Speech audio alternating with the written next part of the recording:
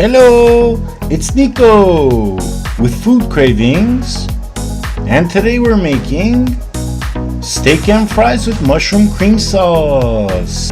This is a very classic French dish called steak frites, and I'm going to show you my take on it. Here I have half a shallot minced already. Next, we'll add some more to the bowl. Here I just decided to scrape some off with my knife. And we'll take the other half of the shallot, place it on our cutting board, before giving it a quick dice. Once that's done, we'll go ahead and cut up some clean portobello mushrooms. Set that aside. What we'll do next is crush our garlic. And for this we'll need to use some real brute strength.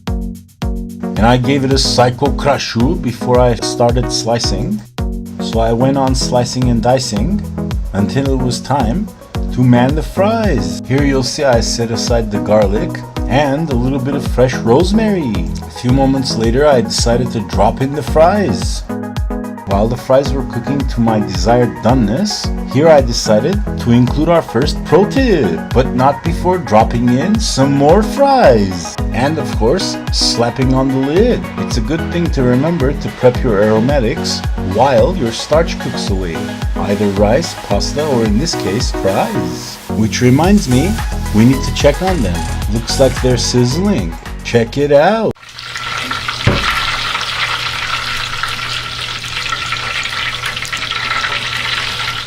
Another pro tip, once the fries are out of the fryer and they're done, you put them on a paper towel, blot them out real quick to reduce the oil, and salt them fast. Here we have our steaks, seasoned with salt and pepper and rosemary.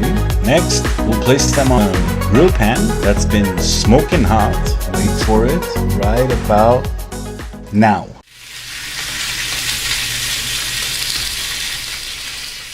While others will call this major flameage, I'll just say that's Chef Nicko style. And while what I am about to say is common sense, here's a safety tip.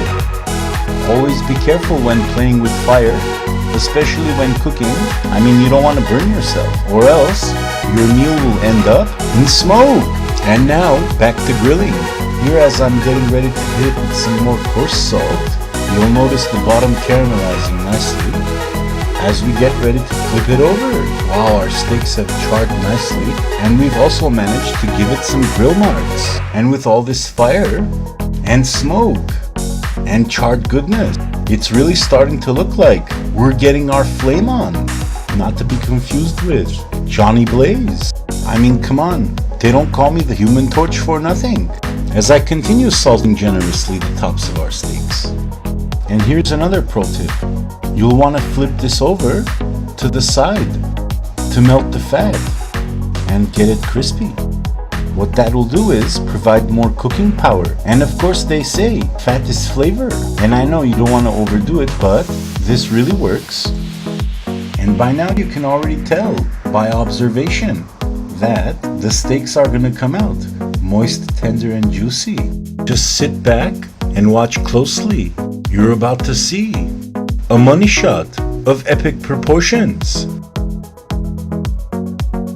So I continued flipping them to the other side over and over again, and I just let them do their thing on the grill before giving it the quick pinch test to check for doneness. And here I was shooting for an internal temperature of about 135 to 140 Fahrenheit. Combined with a total of 10 to 15 minutes of resting time, that comes out to be medium rare.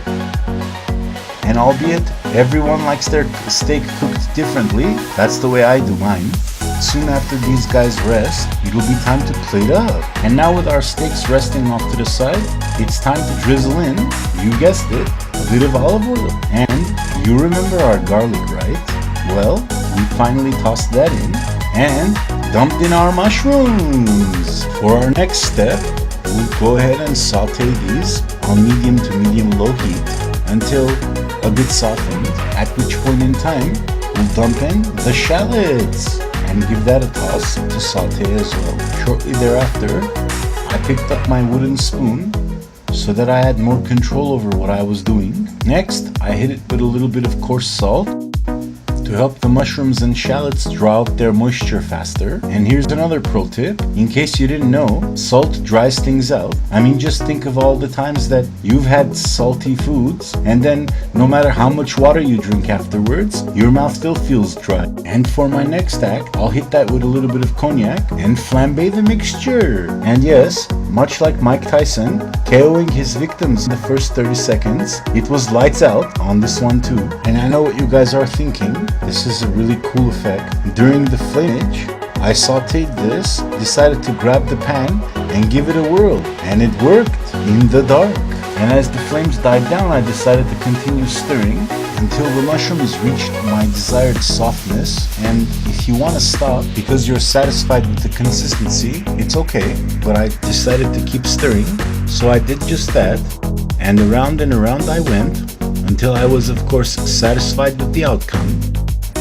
And I know some of you may be thinking his hand got tired again, but the good news is it didn't. So I went on a quest yet again for a drizzle, and this time I came back with some cream before dropping in the butter. Next, we'll give that a stir until the butter is melted, well incorporated, and the cream is thickened. Here you can see the magic already happening as the mixture begins bubbling away, and right about now you'll want to think about seasoning the mixture if you haven't already. Let me just tell you, at this point, the combination of the aroma from the caramelized shallots and the mushrooms and the cream and the seasoning, oh my god, wow.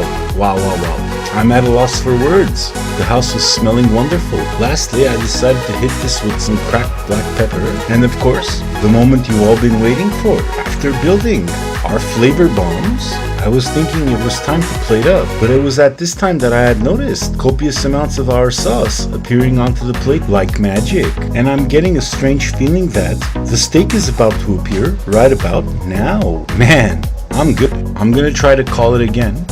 I think we're moments away from the fries magically appearing. Yup, I was right. After rejoicing in my newfound powers of telekinesis, when I was about to go in for a taste, more fries began to appear. So naturally I waited until the coast was clear, enough for me to cut in and taste what was the most juicy steak that I've ever had, or prepared in this case. So I grabbed some fries, and I was in heaven. I mean, we all know that the combination of steak and fries is unbeatable, along with our mushroom cream sauce, which we conveniently flambéed, made for a knockout combo of flavor. Just think, now you can wow your friends and family with this newfound recipe. I hope you've enjoyed my take on steak and fries with mushroom cream sauce. For this and more tasty recipes, and, of course, more info, please visit www.chefnicko.blogspot.com, and don't forget to like and subscribe. Bon appetit, thank you, and enjoy!